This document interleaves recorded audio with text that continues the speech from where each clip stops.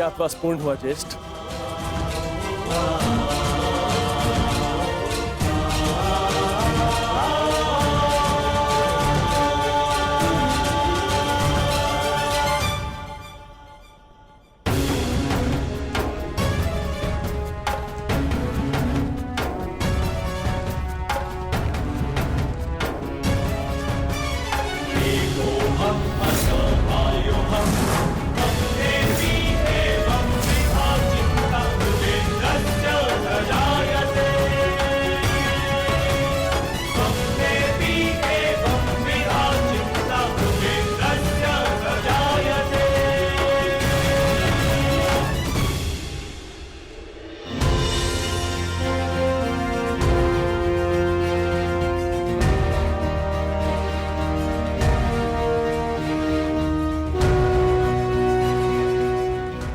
के अनुसार हमने 12 वर्ष का वनवास और 1 वर्ष का अज्ञातवास पूर्ण कर लिया है पितामह।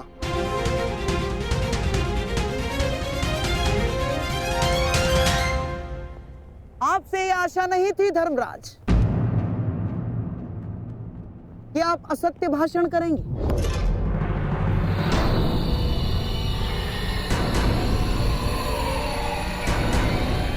कैसा असत्य? ज्येष्ठ भ्राता श्री ठीक कह रहे हैं, हमारा अज्ञातवास पूर्ण हो चुका है। नहीं प्रिय अर्जुन, सभी नियमों का पालन नहीं हुआ है।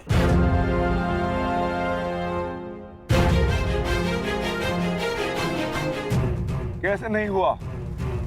13वें वर्ष में हमें कोई पहचान ना सके, यही नियम था।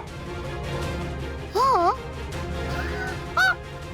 और इस नियम को समझने के लिए तुम लोगों के पास पुनः 13 वर्ष का समय होगा भीम, है ना दुर्योधन? समझाओ इसे। हाँ मामाश्री, क्योंकि नियम अनुसार पहचाने जाने पर असत्य बोलना भी नियम भंग करना होता है, और असत्य बोलकर तुमने नियम भंग किया।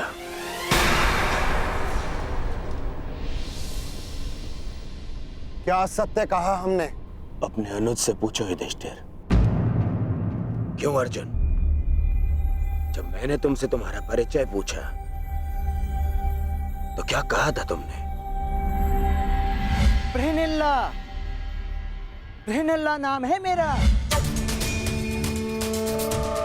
आचार्य द्रोण पितामह भीष्म के समक्ष, पूरी कौरव सेना के समक्ष अर्जुन ने असत्य कहा था। अपना नाम बृहनला बताया था, अपने आप को किन्नर बताया था।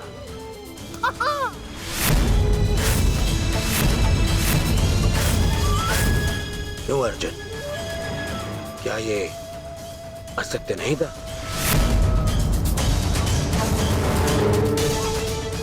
आपने भी तो सुना था पितामह। बोलिए पितामह, अर्जुन ने ऐसा नहीं कहा था? हाँ, अर्जुन ने असत्य कहा था।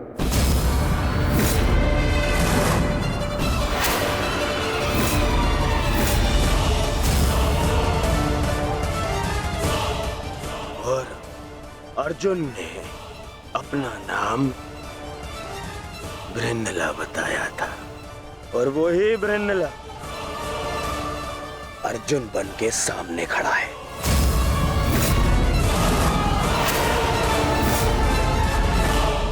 अर्थात अज्ञातवास भंग माना जाता है।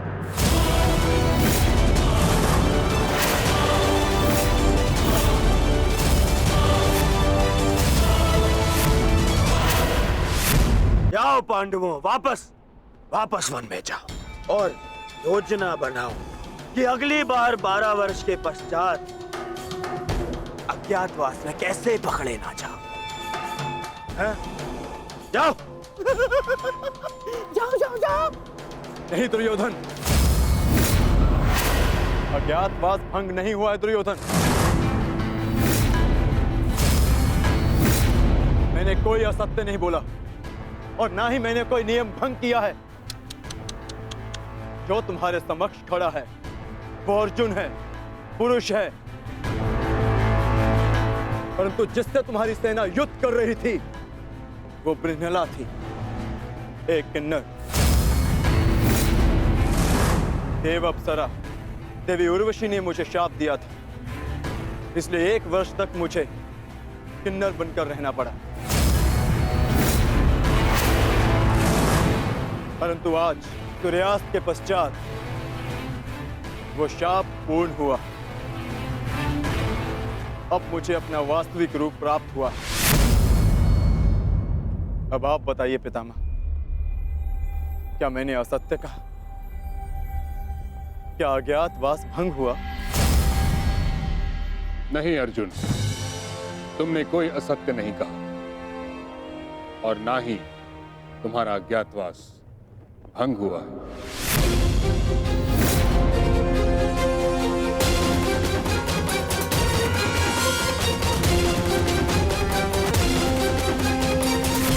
परंतु मैंने इसे पहचान लिया था पितामह। नहीं दुर्योधन, तुमने पहचाना नहीं था। तुम्हें आभास हुआ था कि ऐसा बाण केवल अर्जुन चला सकता है। यदि तुम्हें विश्वास होता तो तुम अंगराज से वैष्णवस्त्र का संधान करने को नहीं कहते। इसलिए मौन रहो। मैं ये घोषणा करता हूं कि पांडवों का अज्ञातवास सफलतापूर्वक पूर्ण हुआ।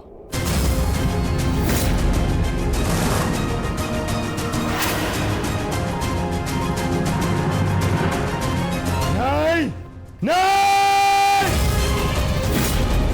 नहीं मानता मैं। नहीं इनका अज्ञातवास पूर्ण हुआ है और न ही मैंने इनका राज्य लौटाऊंगा।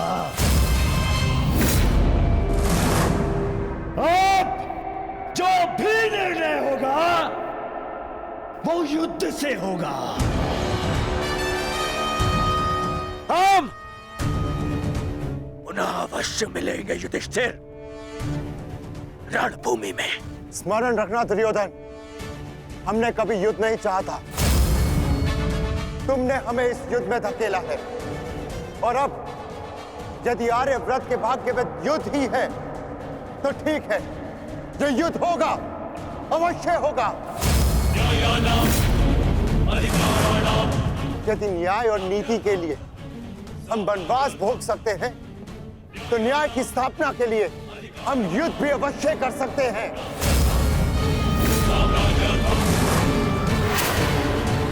उचित कहा तुमने धर्मराज। युद्ध होना निश्चित है जिसे कोई नहीं रोक सकता।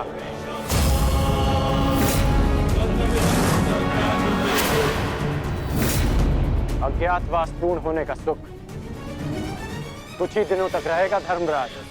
हमने बिन 13 वर्षों को यूं ही नहीं काटा है कर्ण। जानता हूं, परंतु आप ये नहीं जानते कि इन 13 वर्षों के समाप्त होने की प्रतीक्षा आपसे अधिक मैंने की है। हर पल मैंने युद्ध की तैयारी की है धर्मराज।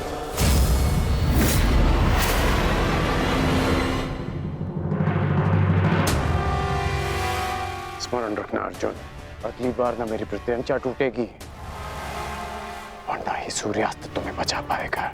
तुम भी स्मरण रखना,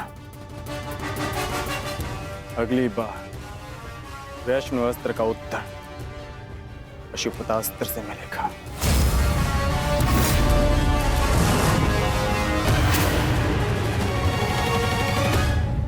समझ में नहीं आता युधिष्ठिर, मैं किन शब्दों में आपका धन्यवाद करूं। आप पांचों ने ना केवल मेरी, मेरे परिवार की, अपितु मेरी प्रजा की भी रक्षा की है।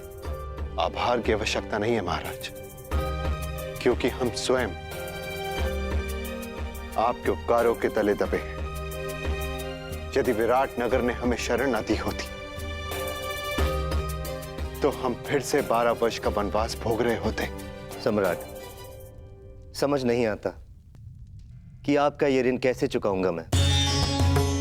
जीवन भर भी आपके चरणों में सेवा करूं, ये ऋण नहीं उतार पाऊंगा मैं। ऋण उतारने के लिए चरणों पर गिरने की आवश्यकता नहीं है विराट राज।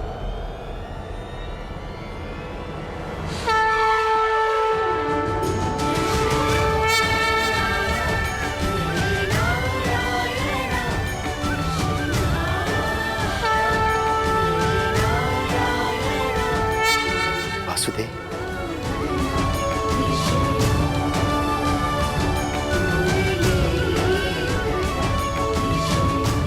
प्रणिपात वासुदेव। आपकी समस्या है कि आप पांडवों का ऋण कैसे चुकाएं, और उस समस्या का हल मेरे पास है विराट राज। तो आप ही बताइए वासुदेव, इस ऋण से कैसे मुक्त हो सकता हूं? क्या करूं कि ये मेरा मंतव्य पूर्ण हो? पांडवों का अज्ञातवास पूर्ण हुआ कैसे? कैसे? इसका अर्थ जानते हो शकुनी? इसका अर्थ यह है कि पांडव लौटेंगे और अपना अधिकार मांगेंगे।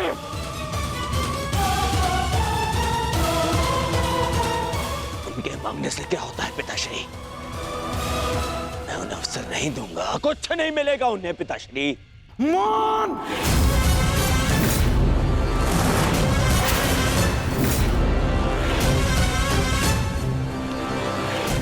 मान रहो दुर्योधन, मान!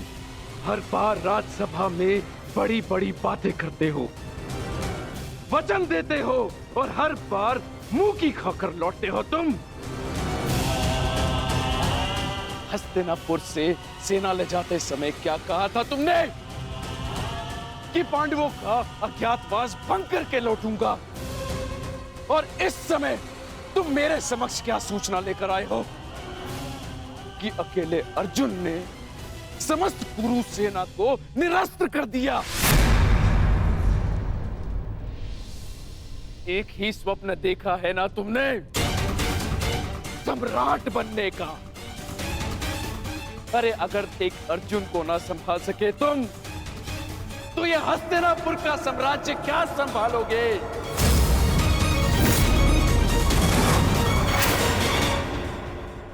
महाराज की जय हो। महाराज, विराटनगर से आपके लिए संदेश आया है।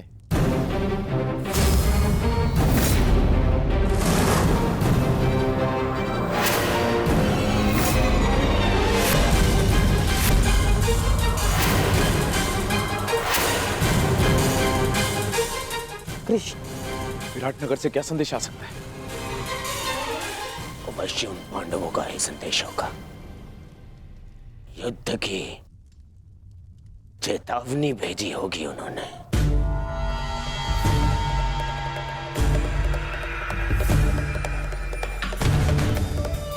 संदेशा पढ़ो शकुनी।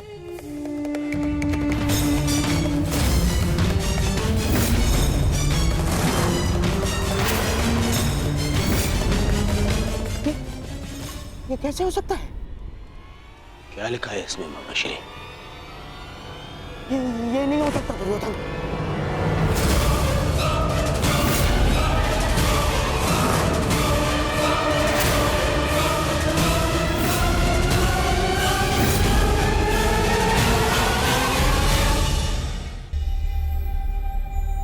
कहीं पांडवों ने युद्ध की चेतावनी तो नहीं दी? आक्रमण की चेतावनी नहीं, विवाह का निमंत्रण आया है। विवाह? किसका विवाह? विराट कुमारी उत्तरा का। किसके साथ? उससे जिसमें साहस के साथ बुद्धि भी।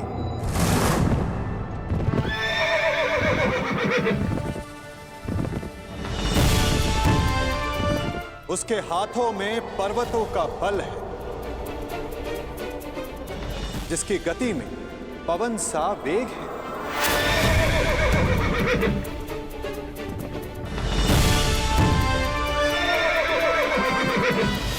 जिसके विषय में तुलना ही नहीं की जा सकती कि उसके बाणों की धार अधिक तीक्ष्ण है या उसका मस्तिष्क?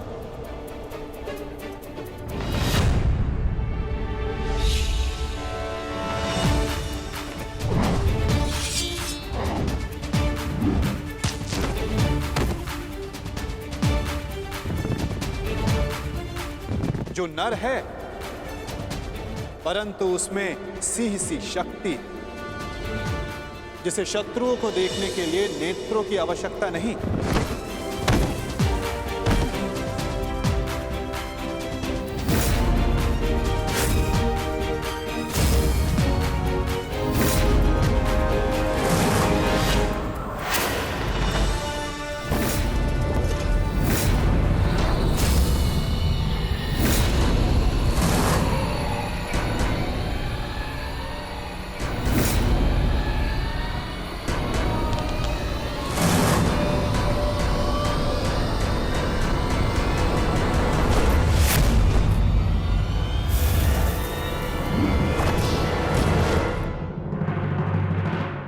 जिसकी शक्ति शेष नाग के समान है,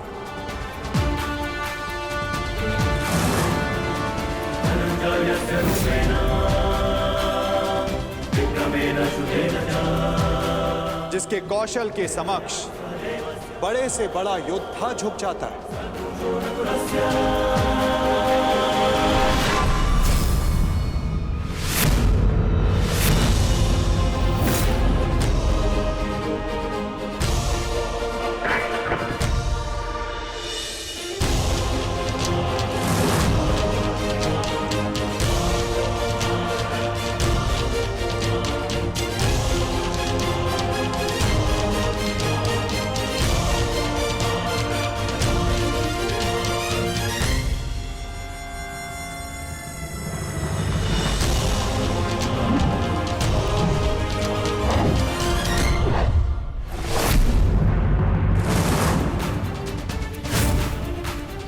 मित्रों का मित्र और शत्रुओं का शत्रु है, जो अपनों के मान के लिए अपने प्राणों को न्यौछावर कर दे, परंतु उसमें तनिक भी अभिमान नहीं।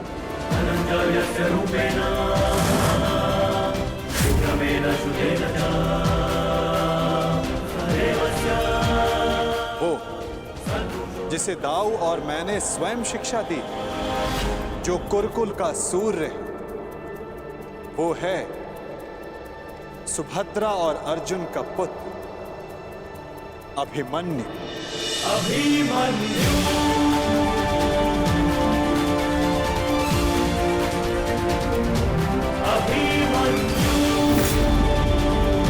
वो जितना शक्तिशाली है उतना ही विनम्र है।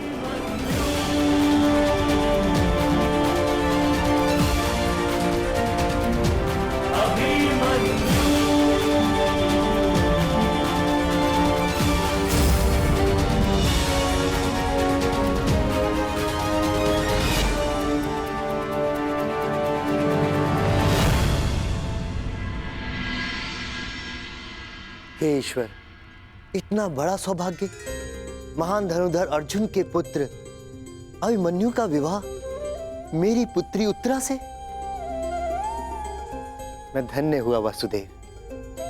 स्वप्न में भी नहीं सोचा था कि मैं महाशक्तिशाली पांडवों का समधी बनूंगा। आज मुझसे अधिक कोई सौभाग्यशाली नहीं। भाग्यशाली तो मैं हूं विराटराज। उत्तरा मेरी शिष्य रह चुकी, इतनी कुशल, प्रतिभावान, पुत्र वधु पाकर मेरा भाग्य उदित हो गया।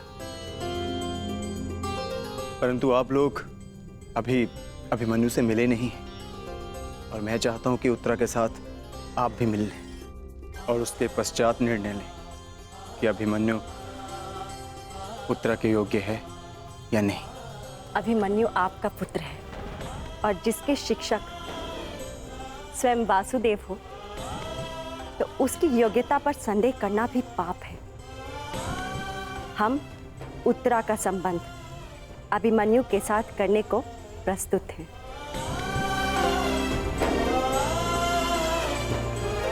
और आपका क्या निर्णय?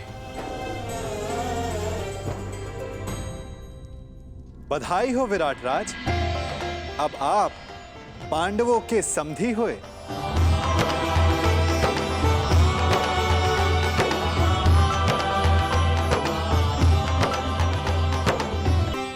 इतना दुस्साहस, इतना दुस्साहस!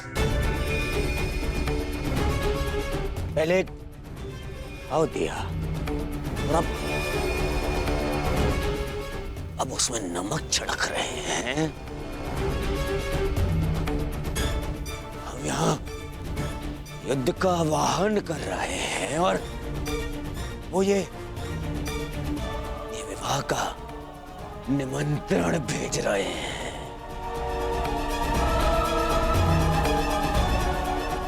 नहीं जाएंगे, हम वहां नहीं जाएंगे, कोई नहीं जाएगा वहां। ना ना ना ना दुर्योधन, हम वहां जाएंगे।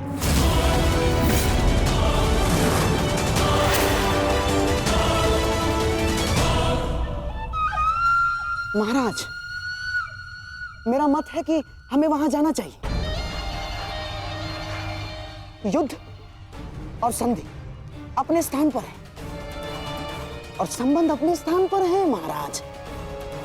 कुरुवंश के अगली पीढ़ी का पहला विवाह है ये, और हमें निमंत्रण भी आया है। हमें जाना चाहिए महाराज। हाँ?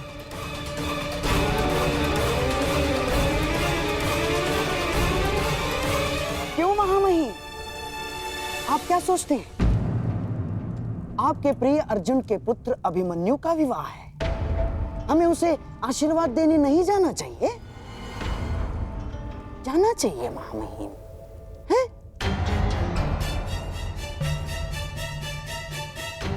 क्यों अंगराज, क्या एक पीढ़ी के बैर का दंड अगली पीढ़ी को देना क्या न्यायोचित है?